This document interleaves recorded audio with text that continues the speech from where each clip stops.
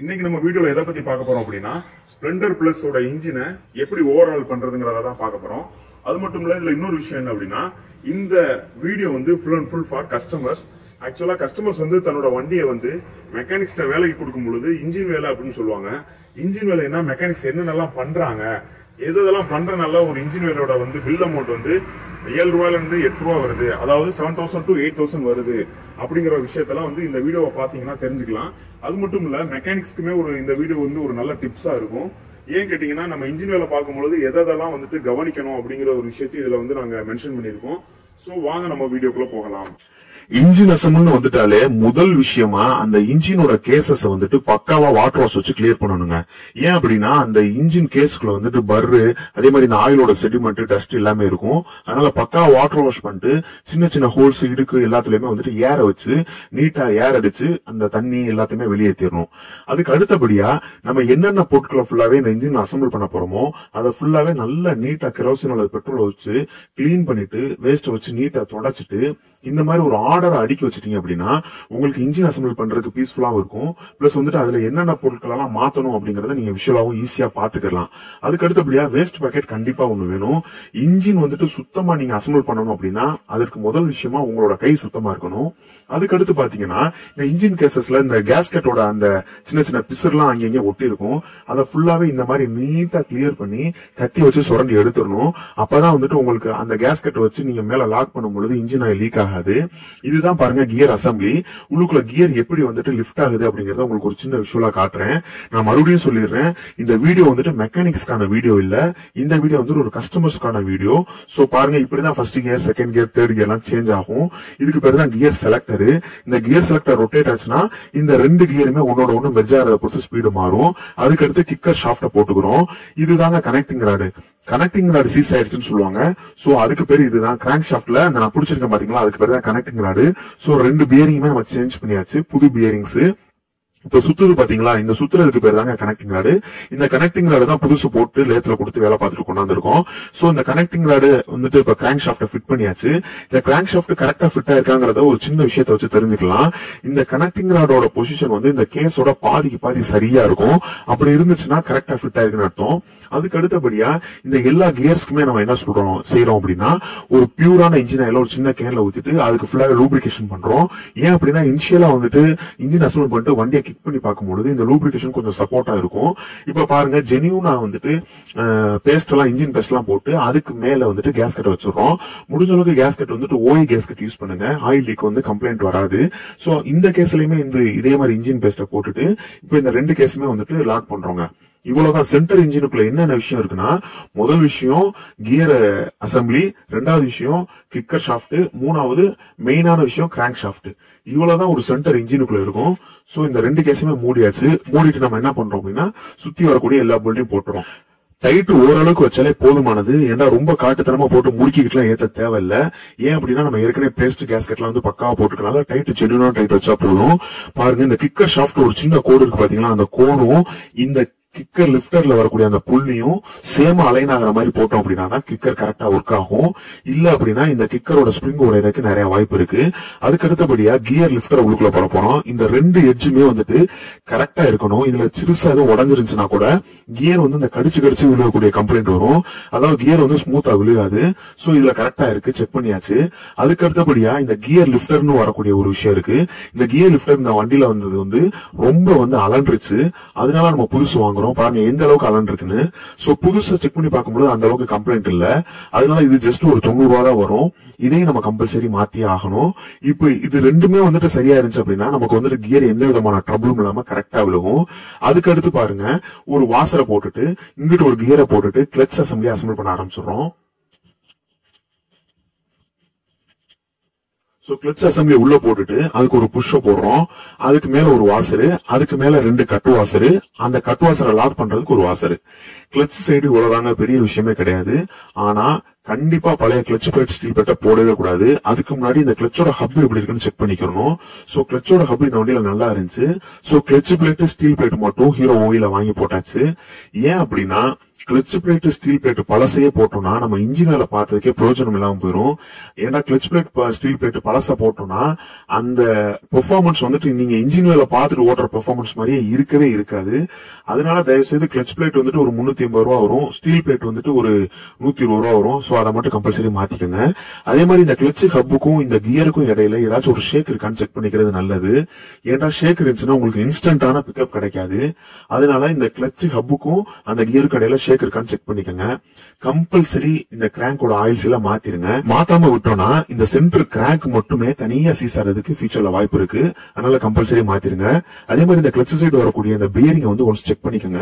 இது எதுவும் போயிருந்துச்சு அப்படின்னா அது கம்பல்சரி புதுசு போட்டுங்க. அப்பதான் வந்துட்டு கிளட்ச் உங்களுக்கு வந்துட்டு ஃப்ரீயா உள்ளுக்குள்ள அமைங்கி எந்திரிக்கும். இந்த கிண்ண மாதிரி வருது பாத்தீங்களா, இதுவும் வந்துட்டு மாட்ட மறந்துடாதீங்க. சில பேர் வந்துட்டு சில மெக்கானிக்ஸ் வந்து இது தேவையில்லை அப்படின்னு சொல்லுவாங்க. ஆனா கம்பல்சரி இது தேவை. அதுக்கடுத்து இந்த ஆயில் ஸ்ட்ரெயினரை பக்காவா கிளீன் பண்ணி போட்டுருங்க. ஏன்னா இதுல இருந்து தான் ஆயில் வந்து ஃபில்டர் ஆகி நமக்கு ஃபுல் இன்ஜினுக்குமே சர்க்குலேஷன் ஆகும். அதுக்கடுத்து பாருங்க கிளட்ச் சைடு நம்ம எல்லா ஒர்க்குமே முடிச்சாச்சு. இப்போ வந்துட்டு கிளட்ச் கேஸ மாட்ட போறோம். அதுக்கு முன்னாடி இந்த கிளட்ச் ராடுக்குள்ள வர ஓரிங், இந்த குட்டி ஸ்ப்ரிங் இதெல்லாமே வந்துட்டு ரீப்ளேஸ் பண்ணிக்கோங்க. கிளட்சுக்கு ஒரு கேஸ் கட்டை போட்டுட்டு கிளட்ச் கேஸ நம்ம மாட்டிட்டோம். முன்ன சொன்ன மாதிரி தான் கிளட்ச் சைடு உள்ள சுத்து போல்டெல்லாம் போட்டுட்டு ஜென்யூனான ஜென்டல் டைட் மட்டும் வைங்க, போதுமானது. சோ இப்போ நமக்கு சென்டர் ஒர்க்கும் முடிஞ்சு, இங்க கிளட்ச் சைடு ஒர்க்கும் முடிஞ்சு. அதுக்கு அடுத்தபடியா நம்ம வந்துட்டு பேரல் கிட்டு, ஹெட் இதெல்லாம் வந்துட்டு அசம்பிள் பண்ண போறோம். சோ பாருங்க, பேரல் கிட் வந்துட்டு எப்போதுமே தயவு செய்து கடைஞ்சே போடாதீங்க. நீங்க பேரல் கிட்டுங்க ஓனிங் பண்ணி போட்டீங்க அப்படின்னா அதோட லைஃப் வந்துட்டு குறைஞ்சது ஒரு 6 மாசத்துல இருந்து அதிகபட்சம் ஒரு 1 வருஷம் 1.5 வருஷம் தான் வரும். சோ முடிஞ்ச அளவுக்கு கூடுமான வரை உங்களுக்கு வந்துட்டு புது பேரல் கிட் ஹீரோ ஓஇ கம்பெனில வாங்கி போட்டுக்கோங்க. அப்பதான் வந்துட்டு உங்களுக்கு ஸ்டார்டிங்ல வண்டி என்ன மைலேஜ் கொடுத்துச்சோ அதே மைலேஜ் கிடைக்கும். பேரல் கிட் வந்துட்டு நீங்க உஷா அல்லது கோயட்ஸ் இந்த மாதிரி கம்பெனியோட போடுவாங்க சில பேரு. அப்படி போட்டீங்க அப்படின்னா அதுல வந்துட்டு சில கம்ப்ளைண்ட்ஸ் வருதுன்னு சொல்றாங்க. அதனால முடிஞ்ச வரைக்கும் வந்துட்டு ஹீரோ ஓஇ பேரல் கிட் வாங்கி போட்டுக்கோங்க. அப்படி ஓஇ பேரல் கிட் வாங்கி போட்டுட்டீங்கன்னா வண்டியோட பீட்டு அதே மாதிரி மைலேஜ் இதுல எந்த விதமான டிராப்பும் வராது. அதே மாதிரி பிஸ்டன் ரிங்ஸ் மாட்டுறதுக்கு சில பேர் போட்டு மல்லு கட்டிட்டு இருப்பாங்க. அப்படிலாம் எதுவுமே பண்ண தேவையில்ல, ரொம்ப சிம்பிளாவே மாட்டிடலாம். இதுக்கு வேணா நான் தனியாவே வந்துட்டு நம்ம சேனல்ல ஒரு வீடியோ போடுறேன், அதை ஃபாலோ பண்ணிக்கோங்க. பிஸ்டன் வந்துட்டு செட் பண்றதுக்கு முன்னாடி இந்த மாதிரி கொஞ்சோண்டு லூப்ரிகேஷன் விட்டுட்டு அந்த பின்னு அதே மாதிரி சைட்ல வரக்கூடிய அந்த காற்று பின் எல்லாத்தையுமே வந்துட்டு நீட்டா போட்டுக்கோங்க. போட்டுட்டு கண்டிப்பா கேஸ்கெட்டுக்கு பேஸ்ட் போடவே கூடாது. ஏன் அப்படின்னா கேஸ்கெட்டுக்கு பேஸ்ட் போட்டீங்க அப்படின்னா அது அந்த ஆயில் சர்க்குலேஷன், அதாவது கீழ இருந்து ஆயில் பம்ப்ல இருந்து ஏறக்கூடிய அந்த ஆயில் சர்க்குலேஷன் வந்துட்டு இது ரொம்ப ஹெவியா வந்துட்டு அஃபெக்ட் பண்ணுது. பேஸ்ட் வந்துட்டு அந்த குட்டி குட்டி ஹோல்ஸ் எல்லாம் அடைச்சுக்கிட்டு உங்களுக்கு வந்துட்டு சுத்தமா சர்க்குலேஷனை ஸ்டாப் பண்ணிடுது. அதனால கூட உங்களுக்கு வந்துட்டு பேரல் வந்துட்டு சீஸ் ஆகிறதுக்கு அதிகமான வாய்ப்பு இருக்கு. அதனால பேஸ்ட் வந்து முடிஞ்ச வரைக்கும் போடுறத தவிர்த்துக்கங்க. இப்ப பாருங்க, நம்ம வந்து பிஸ்டனையும் பேரலையும் ஃபிட் பண்ணியாச்சு. ஃபிட் பண்ணதுக்கு அப்புறம் இந்த மாதிரி லைட்டா கையில சுத்தி பாருங்க. நீட்டா உள்ள வெளியே போயிட்டு வந்துச்சு அப்படின்னா பேரல் வந்து எந்த விதமான சிரமம் இல்லாம நீட்டா ஃபிட் ஆயிருக்குன்னு அர்த்தம். அதுக்கு அடுத்தபடியா டைமிங் செயின் கிட்ட புதுசு போட்டே ஆகணும். ஏன்னா டைமிங் செயின் கிட்ட வந்துட்டு ஸ்பிளெண்டர் குரூப்ஸ் வண்டியில ஃபுல்லாவே வந்துட்டு ஹீரோ குரூப்ஸ் வண்டியில ஃபுல்லாவே அது அதிகமான அளவுக்கு டக்கு டக்குன்னு டேமேஜ் ஆயிரும், தேய்மானம் ஆயிரும். அதனால டைமிங் செயின் கிட்ட ஒரு இன்ஜின் அசம்பிள் பண்ணீங்க அப்படின்னா கம்பல்சரி மாத்தி ஆகணும். சோ டைமிங் செயினும் போட்டாச்சு, அதுக்குள்ள வர சென்டர் வீலும் போட்டாச்சு. அதுக்கடுத்து பாருங்க ஹெட்டை வந்துட்டு அசம்பிள் பண்ண போறோம். நம்ம வந்துட்டு சொன்னோம் பாத்தீங்களா, லேத்துல வந்து கொடுக்கறது வந்து ஹெட் பிளஸ் வந்துட்டு கிராங்க் தான் கொடுப்போம். ஹெட்ல வந்து இந்த 2 வால்வுமே கம்பல்சரி புதுசு போட சொல்லிருங்க. புதுசு போட சொல்லிட்டு உள்ள வர ஆயில்ஸ் எல்லாம் அவங்க கம்பல்சரி மாத்திடுவாங்க. ஆனா சில பேர் என்ன செய்வாங்க அப்படின்னா இந்த வால்வ் வந்து நல்லா இருக்கு, இதை யூஸ் பண்ணிக்கலாம்னு சொல்லுவாங்க. ஆனா அப்படி இல்லாம கம்பல்சரி எங்களுக்கு புது வால்வ் போட்டுருங்க அப்படிங்கறத வந்துட்டு மென்ஷன் பண்ணிருங்க. சோ பாருங்க, ஹெட்டும் அசம்பிள் பண்ணியாச்சு. ஹெட் அசம்பிள் பண்ணிட்டு இப்போ வந்து மேல வந்துட்டு நம்ம டோர் போட்டு மேக்ஸிமம் வந்துட்டு ஒரு 80% இன்ஜின் வேலையை பினிஷ் பண்ண போறோம். முன்ன சொன்ன மாதிரிதான் இந்த வீடியோ வந்து பார்த்து நீங்க இன்ஜின் அசம்பிள் பண்ண போறோம் அப்படின்னு நீங்க நினைச்சு பாத்தீங்கன்னா இந்த வீடியோ வந்துட்டு உங்களுக்கு ஹெல்ப் பண்ணாது. ஏன் அப்படின்னா இதுல வந்து நிறைய விஷயங்களை நாங்க வந்து சொல்லல, காட்டல. இது வந்து கஸ்டமருக்கு வந்துட்டு மெக்கானிக்ஸ் வந்து இன்ஜின் அசம்பிள் பண்றதுல என்னென்ன ஒர்க் எல்லாம் பண்றாங்கிறத மட்டும் தான் நம்ம சொல்லியிருக்கோம். அதனால அதை இன்னொரு தடவை நான் தெளிவா உங்களுக்கு புரிய வச்சுக்கிறேன். தயவு செய்து இந்த வீடியோ வந்துட்டு நீங்க இன்ஜின் அசம்பிள் பண்றதுக்கு ஒரு ரெஃபரன்ஸ் எடுக்காதீங்க. வேலை எப்படி நடக்குதுங்கிறத தெரிஞ்சுக்கிறதுக்கு வேணாலும் ஒரு ரெஃபரன்ஸா எடுத்துக்கங்க. ஆமா, அதுக்கடுத்து பாத்தீங்கன்னா நம்ம டைமிங் செயினையும் ஃபிட் பண்றோம். டைமிங் செயினுக்குள்ள அந்த வரக்கூடிய அந்த குட்டி குட்டி ரப்பர் புஷஸ் எல்லாமே போட்டுக்காச்சு. இப்ப பாருங்க, டைமிங் செயின் வந்துட்டு நல்லாவே ஸ்ட்ரென்த்தா இருக்கு. பழைய டைமிங் செயினை போட்டோம் அப்படின்னா ரொம்ப தொய்வலா இருக்கும். அதே மாதிரி இந்த டைமிங் செயினுக்கு வரக்கூடிய அந்த டென்ஷனருக்கு வரக்கூடிய பட்டனையும் கண்டிப்பா மாத்தி ஆகணும். ஏன் அப்படின்னா அந்த பட்டன் வந்து ரொம்ப ஹார்டன் ஆயிருச்சு அப்படின்னா அது வந்து உள்ளுக்குள்ள அமிங்கி அமிங்கி எந்திரிக்கும் பொழுது ஒரு சவுண்ட் கிரியேட் பண்ணும். அதனால கூட உங்களுக்கு வந்துட்டு இன்ஜினோட நாய்ஸ் கொஞ்சம் மாறி கேட்கலாம். சோ அந்த பட்டனை கம்பல்சரி மாத்திக்கங்க. பாருங்க இது கரெக்டா புஷ் ஆகுதா அப்படின்னு சொல்லிட்டு நம்ம ஒரு தடவை அமைக்கி பாக்குறோம்.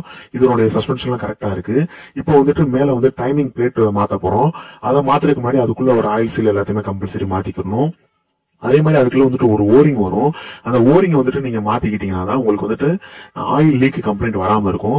சோ அந்த ஓரிங்கை நம்ம மாத்தியாச்சு. அதுக்கு அடுத்தபடியா இதோட பேரு வால்வ் டேப்பர்ட் ஸ்க்ரூன்னு சொல்லுவாங்க. இந்த 2 ஸ்க்ரூவுமே மொத்தமே 66 ரூபா தான் வரும் ஓய். நம்ம இதை வாங்கி மாத்திட்டோம் அப்படின்னா இன்ஜினோட நாய்ஸ் வந்து ரொம்ப பக்கா பினிஷிங்கா இருக்கும். சோ சிரமம் பார்க்காம இந்த 2 வால்வ் டேப்பர்ட் ஸ்க்ரூவுமே நீட்டா வாங்கி புதுசு போட்டுருங்க. போட்டுட்டு வால்வோட கிளியரன்ஸ் கம்பெனியோட ஸ்பெக் எந்த அளவுக்கு சொல்லுதோ அந்த அளவுக்கு மட்டும் வச்சா போதும். நம்ம ரொம்ப அதிக டைட் வச்சிட்டோம் அப்படின்னாலும் வால்வு பெண்ட் ஆயிரும். ரொம்ப லூஸா வச்சிட்டாலும் நாய்ஸ் வந்து அதிகமான நாய்ஸ் கட கட கட கடன்னு வெளியில சவுண்ட் கேட்க ஆரம்பிச்சிடும். அதனால இந்த வால்வ் கிளியரன்ஸ் வந்துட்டு பக்கா வச்சுக்கோங்க. மோரார்லஸ் இந்த இன்ஜினோட 90% ஒர்க் கம்ப்ளீட்டட் ஆயிடுச்சு. பேலன்ஸ் 10% ஒர்க் என்ன அப்படின்னா இந்த இன்ஜினை வந்துட்டு அப்ளிகேஷன்ல அதாவது வண்டியில போட்டு ரன் பண்ணி பார்த்ததுக்கு அப்புறம் தான் வந்துட்டு 100% கம்ப்ளீட் ஆகும். இப்போ இதெல்லாம் தாண்டி கஸ்டமருக்கு நான் சொல்லக்கூடிய சின்ன அட்வைஸ் என்ன அப்படின்னா நீங்க வந்துட்டு இன்ஜின் வேலைன்னு சொல்லிட்டு மெக்கானிக்ஸ்ட கொடுக்கும் பொழுது இன்ஜின் வேலையை பிரிக்கிறதுக்கு முன்னாடியே மொத்தமா எவ்வளவு ஆகும் அப்படின்னு சொல்லிட்டு நீங்க பார்கெயின் பண்ணி, அதாவது உதாரணத்துக்கு அவர் 9,000 ரூபாய் சொல்றாங்க மெக்கானிக்ஸ் அப்படின்னா நீங்க 8 ரூபாய்க்கு பாத்து கொடுங்க 7 ரூபாய்க்கு பாத்து கொடுங்கன்னு சொல்றீங்க.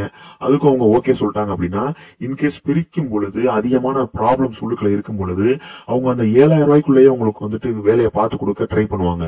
அப்படி பண்ணும் பொழுது நம்மளோட இன்ஜின் வந்துட்டு எஃபிஷியன்டான அவுட்புட்டா கொடுக்காது. அதனால உங்களோட இன்ஜின் வேலையை நீங்க மெக்கானிக்ஸ்ட போய் கொடுக்கும் பொழுது நீங்க வந்துட்டு என்னென்ன போயிருக்கோ அதெல்லாம் கம்பல்சரி மாத்திருங்க. எனக்கு இன்ஜினை வந்துட்டு பக்காவா பினிஷ் பண்ணி கொடுங்க, எவ்வளவு பில்லு வருதுங்கிறத நான் ஃபைனலா பாத்துக்கிறேங்கிற ஒரு விஷயத்த ஹின்ஸ் பாயிண்டா முன்னாடியே சொல்லிருக்கேன். அப்படி சொல்லிட்டீங்க அப்படின்னா அது வந்துட்டு மெக்கானிக்ஸ்க்கு வேலை பார்க்கறதுக்கு ரொம்ப நல்லா இருக்கும். இப்போ பாருங்க நம்ம அசம்பிள் பண்ண இன்ஜினை வந்துட்டு பெட்ல ஏத்தியாச்சு. அதாவது இன்ஜினை வந்து வண்டியில வந்துட்டு வண்டியோட ஃப்ரேம்ல ஃபிட் பண்ணியாச்சு. ஃபிட் பண்ணிட்டு இப்ப இன்ஜினை ஸ்டார்ட் பண்ணி பார்க்க போறோம். இன்ஜின் ஆயில ஊத்திட்டு ஒரு 10-15 கிக் ஆயில் சர்க்குலேஷனுக்காக எம்டி அடிச்சுக்குவோம். அதுக்கடுத்து வண்டியை ஸ்டார்ட் பண்ணி பார்க்கறோம்.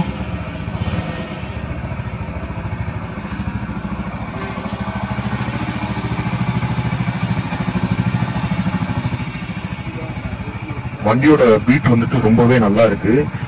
ஒரு புது வண்டியோட சவுண்ட் எப்படி இருக்குமோ அந்த அளவுக்கு பக்காவாவே இருக்கு.